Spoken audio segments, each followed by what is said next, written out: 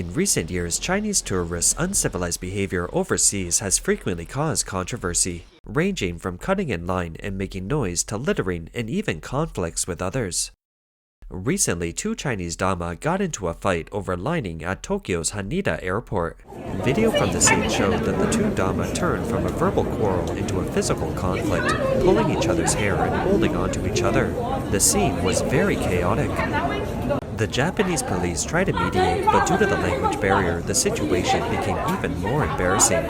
Some people even joked that the police were like jousting referees. Netizens joked that Chinese President Xi Jinping advocated, "Chinese people do not fight Chinese people. Why are you disobedient?" Another netizen said, "What a shame, let the whole world hear the voice of the Chinese Dama and everyone is disgusted with it."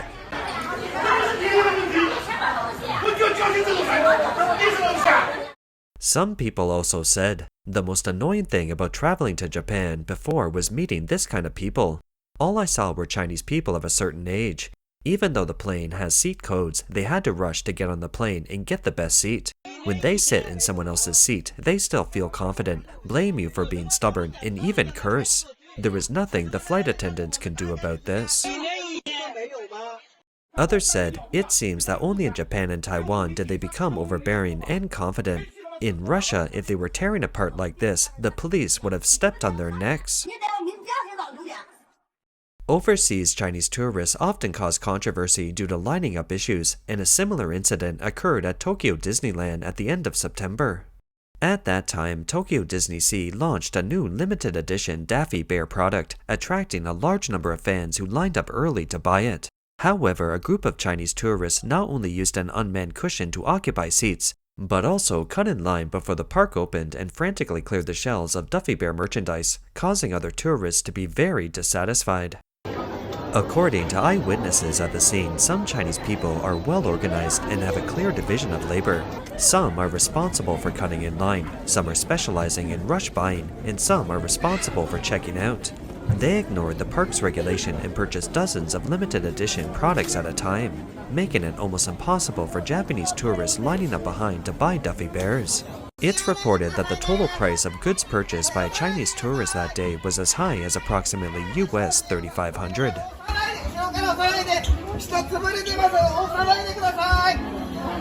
Disney staff tried to stop these coming in line behaviors but were met with loud retorts. Many Japanese tourists expressed anger, believing that these Chinese disrupted public order and ruined the normal shopping experience. The bad incidents involving Chinese tourists overseas don't stop there. Recently, a Chinese tourist hit an animal in a tree with a slingshot at the Green Mountain Wildlife Park in Chonburi, Thailand, sparking public outrage. The incident was filmed and uploaded to social media, and the park has called the police. In the video, the woman wearing a pink top and peaked cap showed off her slingshot skills in front of other tourists. Although Thai people tried to stop her, she didn't care. She even received praises from other Chinese people. This video has dominated the hot searches in Thailand in the past 2 days. Let's read comments from Thai netizens. Some netizens bluntly said, "Some Chinese tourists should not be allowed to enter the country. They have brought their bad habits here. Really disgusting." A Thai netizen shared his experience in a buffet restaurant. When the Chinese tourists arrived, they immediately swept away the entire plate of pork and shrimp, completely ignoring other people and making a very loud noise. This kind of behavior has given many Thai people a negative impression of Chinese tour groups, thinking that most of them have low quality and rude behavior. Some netizens pointed out that some Chinese tour groups are led almost entirely by Chinese tour guides. They eat, shop, and stay in Chinese-owned shops, forming a small closed circle that makes people feel uncomfortable. They criticize these tourists for not only disrespecting local rules, but also bringing bad habits to other countries. Some netizens also thought of previous incidents in China, such as tourists throwing peacocks at the zoo, and lamented that these uncivilized habits have also been brought abroad. As one comment said, "What a shame, taking these bad habits abroad will make the image of Chinese tourists even worse." In addition, the uncivilized behavior of Chinese tourists in Japan has been constantly exposed. In recent years, feeding the deer in Nara has become a popular activity for many foreign tourists. In Japan, the deer in Nara Park are regarded as messengers of the gods and are protected by the country. The Nara Deer Preservation Association even conducts population surveys on the deer in the park every year. Not long ago, some Japanese people witnessed a Chinese tourist wearing a white short-sleeved t-shirt and blue jeans punching and kicking a deer in Nara Park. Even though the deer had been driven away by him, he also chased and kicked the deer and even slapped the deer passing by on the road. A Chinese tourist deliberately dipped deer biscuits into deer poop on the ground and fed them to the deer. They also filmed the process and posted it online, causing public outrage among local people. Many netizens expressed anger. These Chinese should be deported immediately. Arrest them. Despicable people who only dare to do violence to deer. There's obviously legal protection, right? Why can't these Chinese people be arrested? In response, local people and police have stepped up patrols to prevent such incidents from happening. At the same time, some Japanese tourists voluntarily patrolled to stop these inappropriate behaviors. Recently, South Korean media also reported on the inappropriate behavior of Chinese tourists in Jeju Island, including defecating on the street and running red lights. In contrast to the civilized behavior in other countries, many owners who take their dogs out normally use plastic bags to clean up their dog's excrement. But some Chinese tourists defecate in public without any scruples, which is disappointing. This behavior not only affects the image of the local area, but also triggers widespread discussions about tourist literacy. This video shows a young mother letting her child defecate on the roadside in a shocking video. Some netizens posted a message saying, "Never go to places where Chinese tourists gather or participate in activities dominated by Chinese tourists." There was a luxury cruise ship that made its maiden voyage from Shanghai. In just a few days, there were more than a dozen quarrels and even fights on board. The Chinese passengers quarreled from the moment they boarded the ship until they disembarked, and there was even a fight over food in the restaurant. At every mealtime, the cafeteria almost becomes a battlefield. If you don't grab it, you won't be able to eat it at all. If you go after missing the peak period, you will often see empty plates. Many people lament that there is still a lot of room for improvement in the overall quality of Chinese tourists. One passenger said that he was neither good at fighting nor used to arguing, and the experience made him vow never to take a cruise like this again. The passenger cried, not to mention the staff who were scolded so hard that they had no power to reply. "I almost collapsed myself. I didn't want to say a word, I even wanted to cry. These past few days have really left a huge psychological shadow on me." It's reported that about 70 to 80% of the passengers on the ship are elderly people wearing tour group hats, and their energy is intimidating to young people.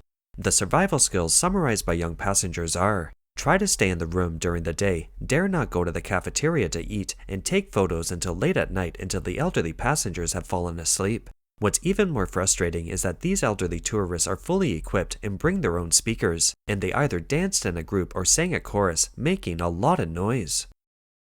The unsavory behavior of Chinese tourists does not stop there, and among them, Chinese Dama are the best.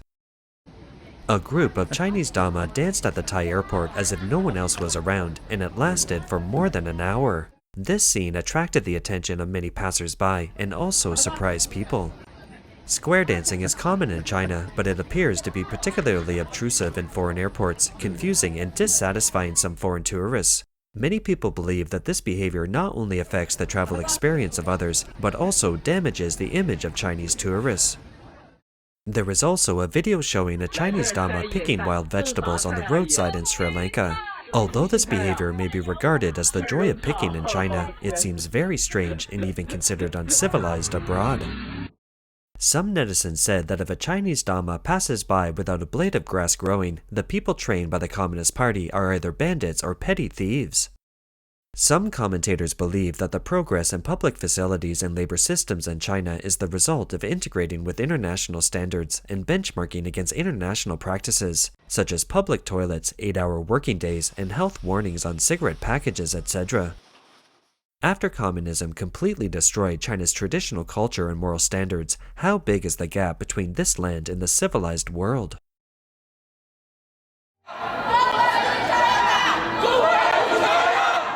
Recently, another frustrating incident happened at an airport in Saudi Arabia. A large number of Chinese passengers were stranded at the airport due to flight delays.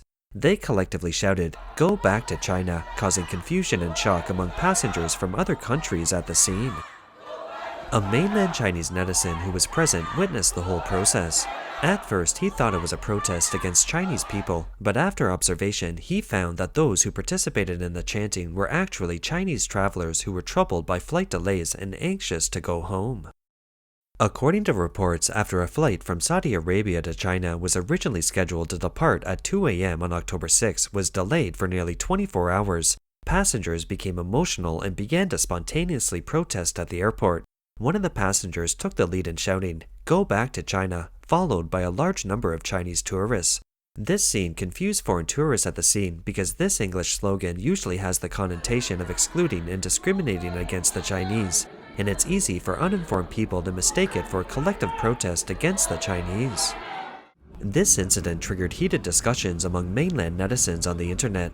Many people said that this was embarrassing and humiliating, saying that Chinese people even scold themselves and ridiculing this situation as Chinglish harms people. This situation is very embarrassing. In fact, what did these Chinese tourists originally want to express? What they want to express is, "I want to go back to China," but the phrase "go back to China" actually has a discriminatory meaning. So this video became popular on the internet all of a sudden. In fact, Chinese people also have problems when traveling domestically. A video showed that on a train to Haining, a Chinese Dama became angry because other passengers did not wear masks, making the surrounding foreign tourists very angry. Many people expressed dissatisfaction with the Dama's behavior, believing that her reaction was too intense and her endless quarrels in public were a sign of a lack of education. Some netizens said that there was no context and it's impossible to say who is right or wrong, but no matter how reasonable it is very frustrating to be yelled at by the Dama without quality. Some foreign netizens pointed out that when the epidemic was at its worst in 2020, I went to the supermarket and forgot to bring a mask. No one said anything about me. The clerk saw it and gave me a mask and I woke up. The woman in the video was not a staff member on the train. She has no right to criticize others. Just remind the other person it's okay if they don't listen, as unqualified abuse is too much. At a certain station, a middle-aged female passenger banged her head against a shelf because of a dispute with a store owner. This impulsive move attracted the attention of people around her, making people sigh that the title Chinese Dama is really worthy of their reputation. A video showed that on a flight to Chongqing on August 15th, a child was crying on the plane and trying to run to the first-class cabin.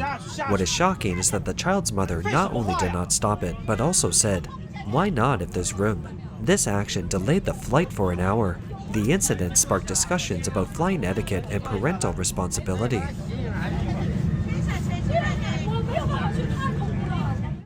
In addition, on October 18th in Yangzhou, Jiangsu, the scenic spot responded to tourist behavior of violently shaking a century-old osmanthus tree in order to take good-looking photos, making it clear that this behavior is not allowed. This scenic spot emphasizes that all trees are protected and patrols will be strengthened to protect the trees in the park. You know, this situation does not happen by chance. In the video, we can see a group of Dama shaking the branches crazily in order to take pictures.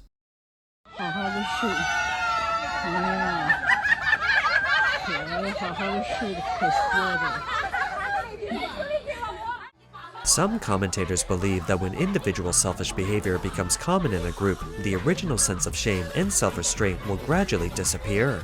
For example, one person may spit secretly, but if this behavior is done by everyone, it will become public and even become a collective phenomenon. The degree of acceptance of selfish behavior by such groups actually reflects the character and moral standards of a nation. Through 75 years of propaganda, the CCP has successfully disrupted the normal thinking of the Chinese people. It mainly relies on the monopoly and censorship of information, endless education and brainwashing, and force to maintain the correctness of the CCP's totalitarian power.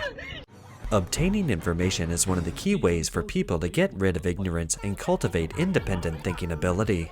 However, the CCP's complete monopoly on information has resulted in the people being unable to obtain diverse information, and therefore they are unable to form independent thinking and fall into a state of being stupid.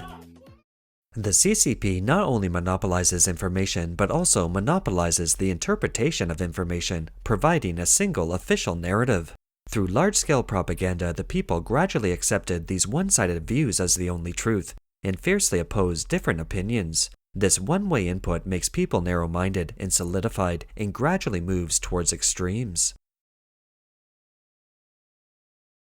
That's all for today. If you enjoy our content, please like, subscribe, leave a comment, and share it with your friends. We appreciate your support, and we'll see you next time.